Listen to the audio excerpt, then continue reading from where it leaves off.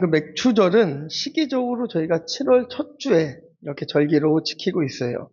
한 해 전반기가 끝나고 후반기가 시작되는 날로서 한국 교회는 7월 첫 주를 맥주 감사주일로 보내고 있습니다. 맥추절은 우리가 아시다시피 오순절 혹은 7.7절이라 불리기도 하죠. 그런데 또 이런 절기가 지금 시대와는 좀 맞지 않다 이런 의견들도 있기는 합니다. 하지만 이 절기라는 것은 다른 것보다 의미가 중요한 것이죠. 우리가 농사를 짓지 않는다고 해서 이 절기가 없어지거나 지키지 않아도 되는 것이 아니라 그 의미가 너무 중요합니다. 그래서 또 기독교 안티 커뮤니티에 보니까 조금 또 삐뚤어진 시각으로 절기를 보는 사람들은 절기를 이용해서 교회가 헌금을 거두려 한다. 이런 얘기들도 하더라고요. 그러나 우리가 절기를 기억하고 절기를 지키는 것은 이 절기를 통하여서 하나님께 감사하는 마음을 확인하고 지금까지 인도해 주신 그 하나님의 은혜를 기억하고자 하는 깊은 뜻이 있음을 우리가 알아야 될 것입니다. 애굽의 노예에서 하나님께서 이스라엘 백성들을 해방시켜 주실 때 마지막 10번째 재앙은 장자의 죽음이었습니다. 애굽 전역의 모든 장자들은 다 죽어야 되는데 그 문설주에 어린 양의 피가 묻어있는 집은 죽음을 면하게 되죠. 그리고 해방되어 출애굽을 하게 됩니다.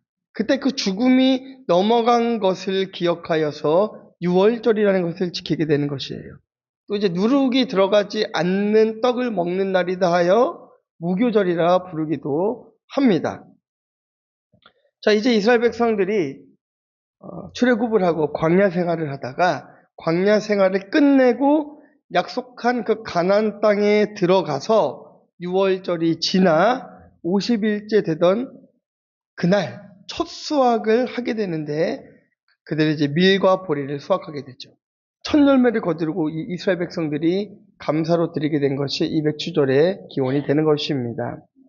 아시다시피 이 맥추 감사주일은 농경 사회를 살아가던 사람들에게는 너무나 익숙하겠지만 지금 이 현대 사회를 살아가는 사람들에게는 우리가 집에서 농사를 짓진 않잖아요.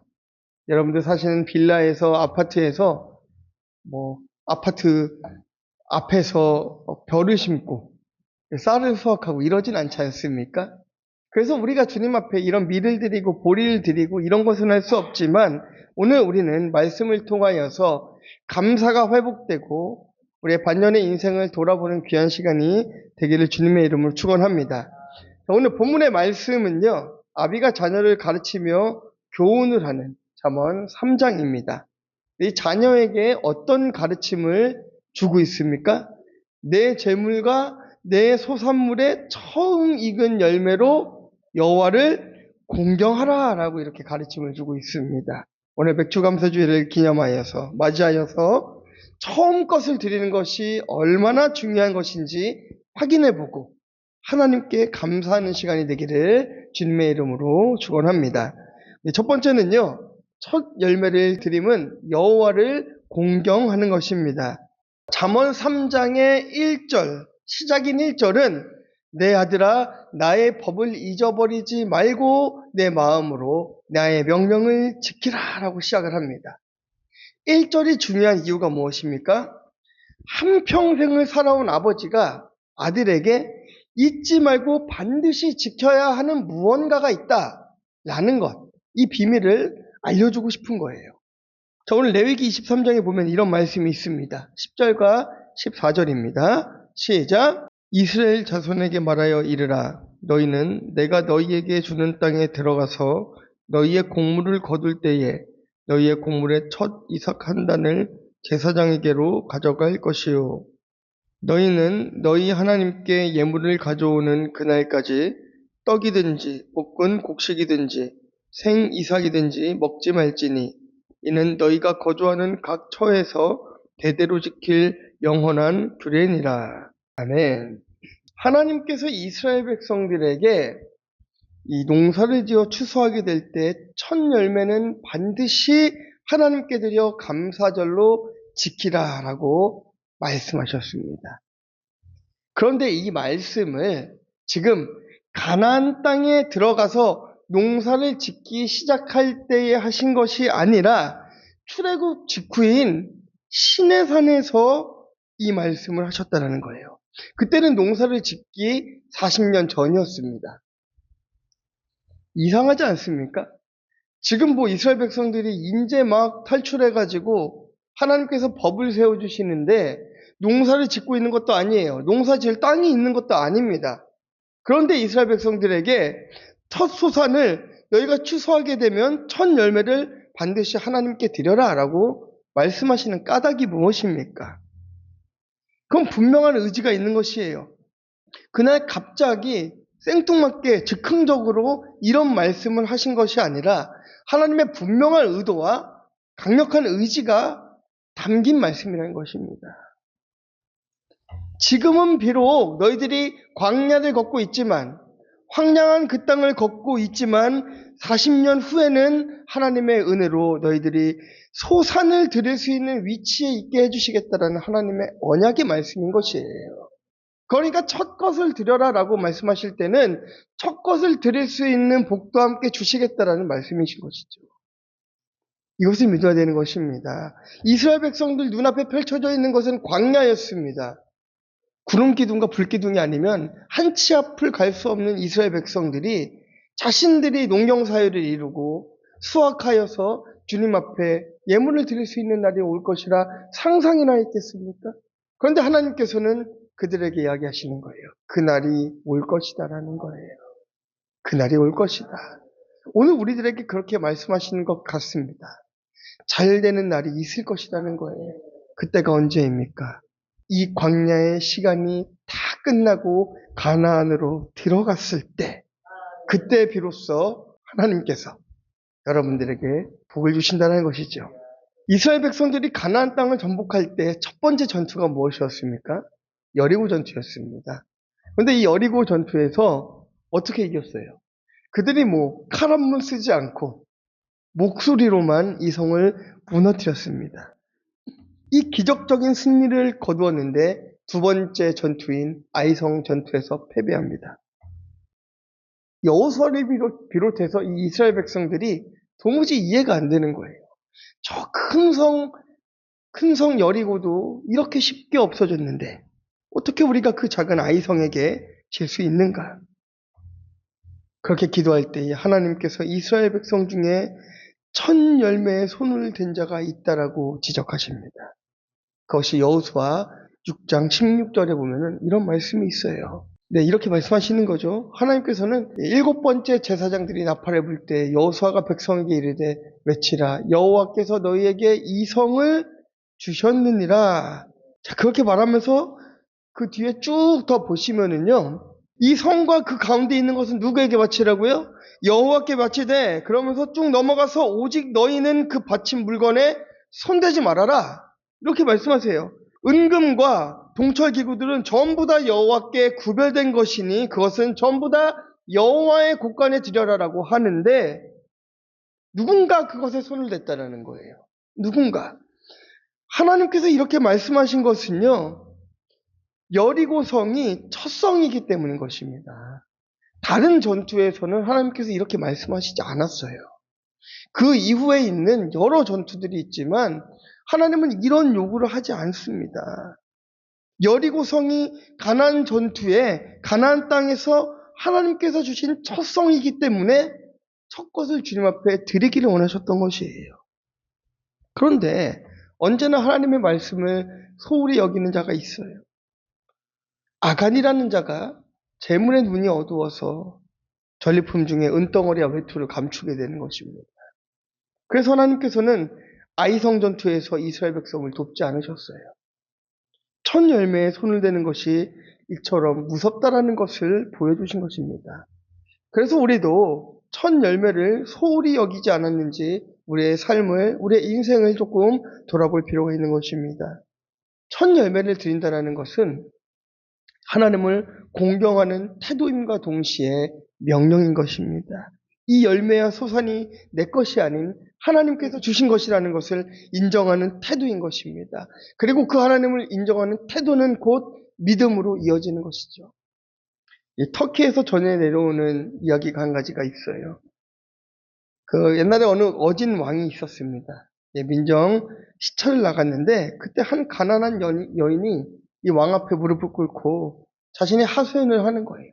내가 잠든 사이에 도둑이 들어서 우리 집에 물건을 다 가지고 달아났습니다. 어떻게 해야 됩니까? 라고 얘기하니까 왕이 이야기합니다. 당신의 물건을 생각하면 잠들지 않았어야죠. 그 물건을 잘 지켰어야 되지 않습니까? 하고 이 여자를 꾸짖습니다. 그때 이 여자가 이렇게 얘기합니다. 저는 폐하를 믿고 편히 잠들었습니다. 폐하는 늘 깨어 백성들을 보살펴 주실 것이라 생각해서 저는 너무나 안전하게 잠들었는데 도둑을 맞고 말았습니다. 라고 대답을 합니다. 이 말을 들은 왕이 이 믿음이 큰 여인에게 상을 내리게 되었어요. 믿음이라는 것은 맡기는 것입니다. 내 것이 하나님 것이라는 것을 맡기는 것이에요. 이 여자가 자신에게 도둑 맞은 이 소유를 자신의 것으로서 말하는 것이 아니라 왕의 소유로서 얘기하고 있으니까 그것은 왕이 갚아주신 것입니다. 우리가 가진 소유를 내 것으로 생각하고 내 것으로 삼아서 내 인생을 살겠다고 내 맘대로 사용하면 그 인생 내가 책임져야 되는 인생인 거예요. 그런데 내가 주신 것을 하나님이 주셨다고 여기고 하나님 앞에 드리고 그 열매를 주님께 올려드리면 그 인생은 하나님이 책임지는 인생이 되는 것입니다. 그것이 바로 하나님을 공경하는 태도라는 것이에요. 잠언 3장의 아버지는 아들에게 첫 것을 하나님 앞에 드리며 아들의 삶을 하나님께 드리기를 간절히 원했습니다. 우리가 적용 질문 드리겠습니다. 우리의 첫 열매는 여러분 어떻게 사용하고 있습니까? 처음 하나님을 만났을 때 그 첫사랑 또 어떻게 사용하고 있습니까? 이것을 생각해 보기를 주님의 이름으로 축원합니다. 자, 두 번째는요. 첫 열매를 드림이 복입니다. 말씀 읽도록 하겠습니다. 시작. 그리하면 내 창고가 가득히 차고 내 포도즙 틀에 새 포도즙이 넘치리라. 아멘. 이 서울대학교 외과대학을 수석으로 졸업한 그 원종수 권사님이라는 분이 계십니다. 저는 어릴 때 이제 그분의 이야기를 참 많이 듣고 자랐었어요. 그분이 이제 병원에 인턴으로 취직을 해서 첫 월급을 받게 되는데 7만 원을 받았답니다. 의사가 돼서 처음으로 받은 월급인지라 한 푼도 빼먹지 않고 이 홀어머니에게 가져다 드립니다. 그때 이제 어머니가 이야기하시는 거예요. 중수야, 우리 지금까지 이것 없이도 잘 살지 않았니? 이것은 첫 열매이니까 하나님 것이다. 우리 이거 하나님께 드리자. 지금까지도 살았는데 한 달만 더 고생을 하자. 그리고 모두 하나님 앞에 드렸습니다. 이 첫 월급을 다 드리고 나서 궁해져 있었는데 그때 이제 학장님이 또 부르시는 거예요. 학장님이 불러서 이번에는 자네가 의사고시에서 수석을 했다 얘기하면서 장학금이 나왔다는 거예요. 근데 의사 월급이 7만 원인데 장학금이 7만 8천 원이 나왔습니다. 엄청난 돈이죠. 아, 내가 하나님 앞에 드렸더니 정말 이런 축복을 주셨구나. 또 어머니에게 기뻐서 달려갔습니다. 어머니, 제가 첫 것을 드렸더니 하나님께서 이렇게 큰 돈을 저에게 맡기셨습니다. 어머니에게 또 다 드렸어요. 그랬더니 그 어머니가 그런 겁니다. 종수야, 네가 공부를 잘해서 돈을 받아본 적이 있니? 없어요. 그럼 이것도 첫 열매구나. 이것도 주님 앞에 드리자라고 드렸답니다. 그리고 원종수 권사님의 고백이 그 어머니의 신앙이 자기를 만들었다라고 고백하고 있어요. 처음 것을 드리는 것이 얼마나 중요하길래 이 잠언은 이렇게까지 축복을 하는 것이죠. 내 창고가 가득 차고 내 포도즙 틀에 새 포도즙이 넘치리라. 이렇게까지 축복을 하는 것입니까? 자, 우리 에스겔서 로마서 한번 같이 보도록 하겠습니다. 그들이 그 땅을 팔지도 못하며 바꾸지도 못하며 그 땅에 처음 익은 열매를 남에게 주지도 못하리니 이는 여호와께 거룩히 구별한 것임이라. 로마서 11장 16절 제사하는 처음 익은 곡식가루가 거룩한즉 떡덩이도 그러하고 뿌리가 거룩한즉 가지도 그러하니라. 아멘. 그러니까 하나님께서는 첫 것을 드리는 것을 거룩한 것으로 말씀하고 있어요. 구별된 것으로 말씀하고 있습니다. 에스겔 선지자도 사도 바울도 처음 것을 거룩한 것으로 생각하고 있어요. 첫 열매를 들여 받게 되는 복은 세상과 구별되는 거룩함이라는 복이라는 것이에요. 우리가 주님 앞에 거룩해지는 여러 가지 방법들이 있지만 하나님께서 가장 중요하게 말씀하신 것은 첫 열매를 주님 앞에 드리는 것이었습니다. 이 잠언 3장의 아비는 솔로몬입니다. 솔로몬이 자기 인생을 한번 돌아봤더니 겸손하게 하나님 앞에 듣는 죄를 구했을 때에 그의 인생이 복되었어요. 삶이 복되고 나라가 안정되었고 부강하여졌고 자신도 백성들에게 주변 나라들에게 인정받는 왕이 되어 있었습니다. 그런데 자신의 성을 쌓고 욕심을 부리고 거룩하지 못했을 때에 자기의 신앙이 완전히 무너졌을 때에 어떻게 되었습니까? 내가 쌓아놓은 그 성이 무너지고 그 성 안에는 하나님을 섬기는 것이 아니라 우상을 섬기는 사람들이 득실거리고 나라가 쪼개지고 끝도 없는 타락의 길로 가더라는 것이에요. 그것을 기억하며 자녀에게는 이 아버지의 실수를 답습하지 말고 복된 길을 걸어가기를 원했던 것입니다. 처음 것을 드린다라는 것은 그냥 예물을 드리는 것이 아니라 그 첫 것을 기억하게 하는 장치가 되는 것입니다. 선악과를 통하여서 여호와를 기억하게 하신 것 아니겠습니까? 첫 것을 드림으로 인하여서 단순히 그냥 내 주머니에서 헌금을 넣었다, 맥주 감사, 이 감사 헌금 봉투에다가 헌금을 넣었다, 이게 아니라 오늘 드린 이 헌금을 기억하는 거예요. 이 감사를 기억하는 거예요. 그것이 바로 거룩해지는 것입니다. 어디를 가든지 감사를 기억하는 것이 우리가 구별된 삶을 살아갈 수 있는 비결이라는 것이죠. 하나님께서는 아브라함에게도 첫 아들인 이삭을 드리기를 원했습니다. 그리고 아브라함이 순종하여 아들을 드렸을 때에 하나님께서 이렇게 말씀하십니다. 창세기 22장 16절에서 18절 말씀 함께 보겠습니다. 시작. 이르시되 여호와께서 이르시기를 내가 나를 가리켜 맹세하노니 내가 이같이 행하여 내 아들 내 독자도 아끼지 아니하였은즉 내가 내게 큰 복을 주고 내 씨가 크게 번성하여 하늘의 별과 같고 바닷가의 모래와 같게 하리니 내 씨가 그 대적의 성문을 차지하리라. 또 내 씨로 말미암아 천하 만민이 복을 받으리니 이는 내가 나의 말을 준행하였음이니라 하셨다 하니라. 아멘. 아브라함도 첫 열매를 드림으로 하나님께서 큰 복을 허락하셨습니다. 첫 열매를 드림으로 인하여서 이와 같은 복을 받는다면 못 드릴 이유가 없겠지요. 그렇죠. 그런데 첫 열매를 드릴 때 아브라함이 그냥 드렸습니까? 그냥 드리지 않았습니다. 자신의 인생을 바쳤습니다. 자신의 삶을 다 바쳐버렸어요. 사랑하는 자신의 아들을 드렸습니다. 그리고 하나님께서 이와 같은 축복을 주신 거예요. 우리는 그 뒤에 천하 만민이 복을 받으리라 이 말씀만 기억하는데 그때까지의 그 아브라함의 삶을 기억해 보면 온전히 자신의 삶을 주님 앞에 드리는 삶이었단 말이에요. 그 열매를 드리는 삶, 그것을 행했을 때에, 실천해 냈을 때에 하나님께서는 복을 주셨다는 것입니다. 성경에 보면 첫 열매에 대한 또 다른 비밀들이 나타나요. 예수 그리스도가 첫 열매다라고 이야기하고 있습니다.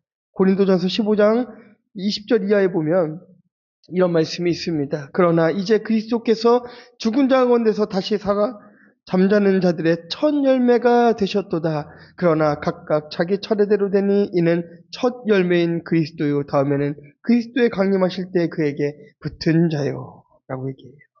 첫 열매를 거두어 감사 예배를 드리는 초실절에 예수님이 부활하셨다는 거예요. 진정으로 첫 열매 감사 신앙을 가진 자가 부활의 주님을 맞이할 수 있다는 것입니다. 처음 것을 드리는 것은 내 삶의 주인이 하나님이라는 고백과도 같은 거예요. 그리고 말씀은 처음 것을 드린 자들에게 내 창고가 가득 차고 내 포도즙 틀에 새 포도즙이 넘치리라 라고 하고 있습니다. 땅에서 살아가는 축복과 부활의 주님을 맞이할 수 있는 영적인 축복까지 하나님께서 더해 주시겠다는 것을 우리가 믿어야 될 줄 믿습니다. 그리고 우리는 작은 것을 드리지만 하나님께서는 작은 것으로 갚아주시지 않잖아요. 참 어리석은 사람들이 많이 있는 것 같습니다. 제가 저희 딸에게 얘기했습니다. 딸 지갑에 1,000원짜리가 있었어요. 1,000원짜리가 이제 몇 장이 있었는데, 제가 1,000원짜리가 좀 필요해서 아빠가 이게 10,000원짜리 한 장을 줄 테니까 1,000원짜리 3장을 좀 달라고 그랬는데 절대 안 줍니다. 3장을 절대 안 뺏기려고 합니다. 왜 그랬을까요? 3개가 아까우니까. 한 개 받으면 손해받는 것 같잖아요. 그게 우리 같은 거예요.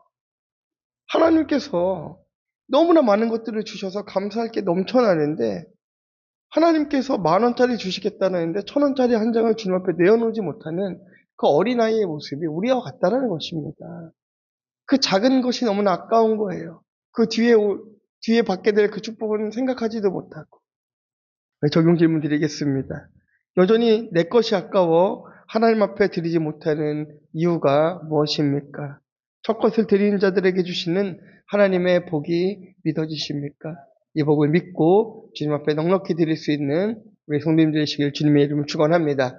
자, 마지막 3번째입니다. 반년의 감사가 평생의 감사로 이어집니다. 우리 9절 10절 말씀 한 번 더 읽도록 하겠습니다. 시작. 내 재물과 내 소산물의 처음 익은 열매로 여호와를 공경하라. 그리하면 내 창고가 가득히 차고 내 포도즙 틀에 새 포도즙이 넘치리라. 아멘. 미시간 호수에 배 한 척이 침몰된 사건이 있었습니다. 노스웨이트 대학의 한 학생이 물에 뛰어들어서 23명의 학생을 건져냈던 사건이 있었어요.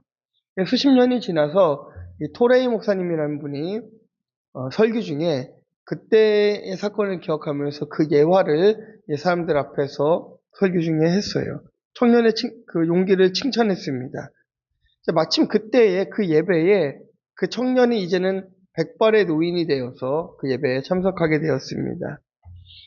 목사님이 이제 그분을 발견하고 깜짝 놀라서 물어보는 거예요. 그 사건을 통해서 가장 인상 깊게 남은 것이 무엇입니까? 라는 질문에 이 백발의 노인이 이렇게 얘기합니다.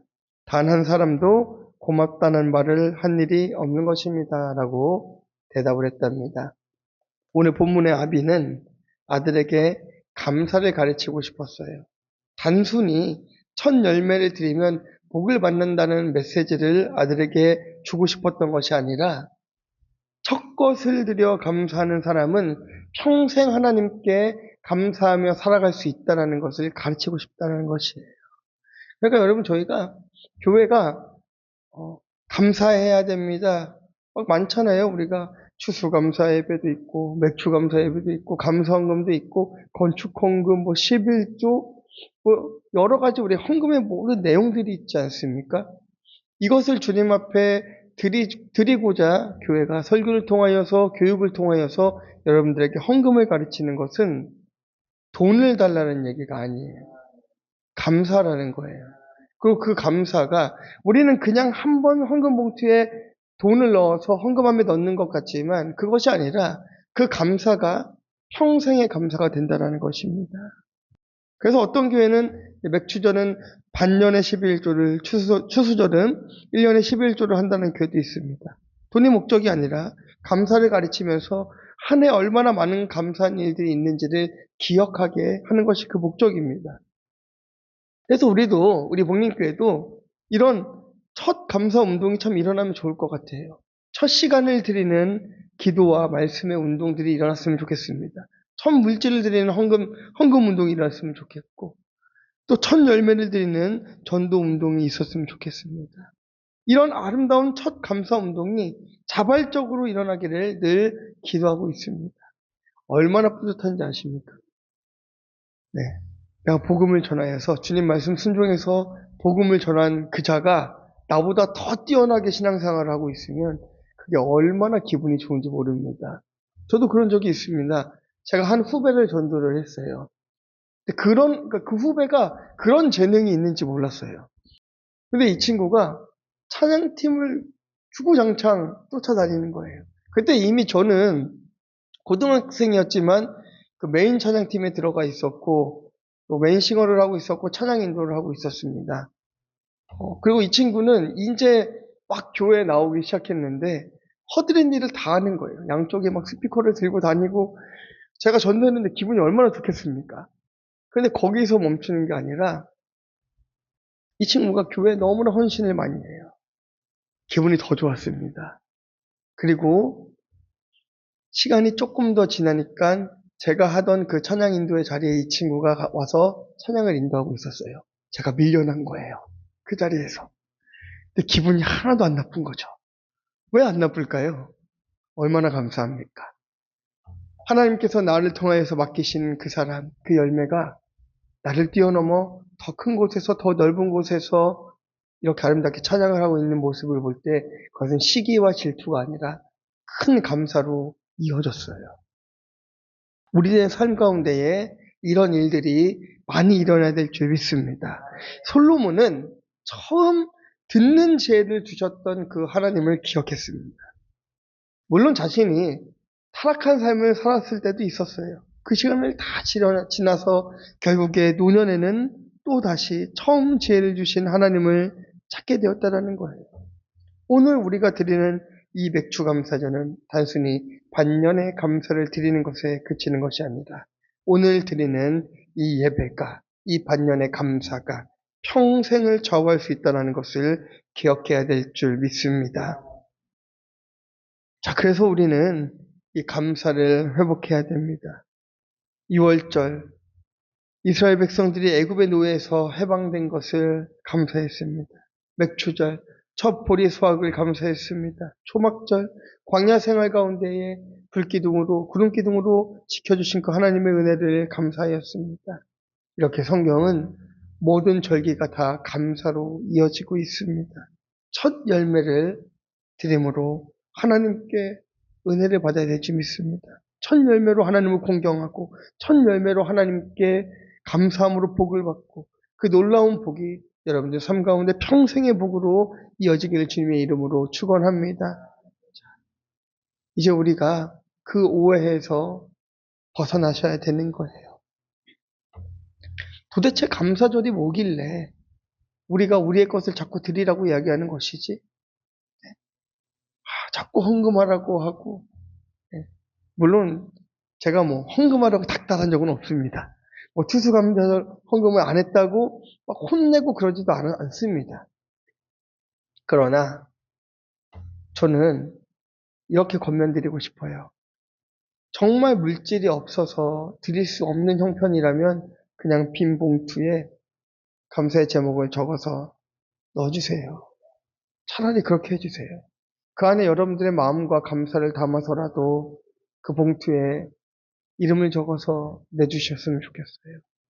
그럼 제가 그것을 보면서 얼마나 더 많은 기도를 하겠습니까?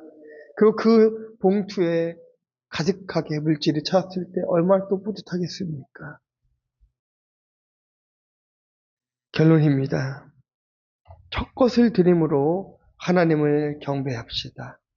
그리고 주시는 상급은 감사로 받읍시다. 받은 상급과 감사, 이 전도의 도구로 사용될 줄 믿습니다. 빈 봉투에 헌금을 하는 것을 제가 말씀드렸는데 이거는 다른 사람의 이야기가 아니고 저의 경험담입니다. 유학 중에 정말 드릴 게 없었어요.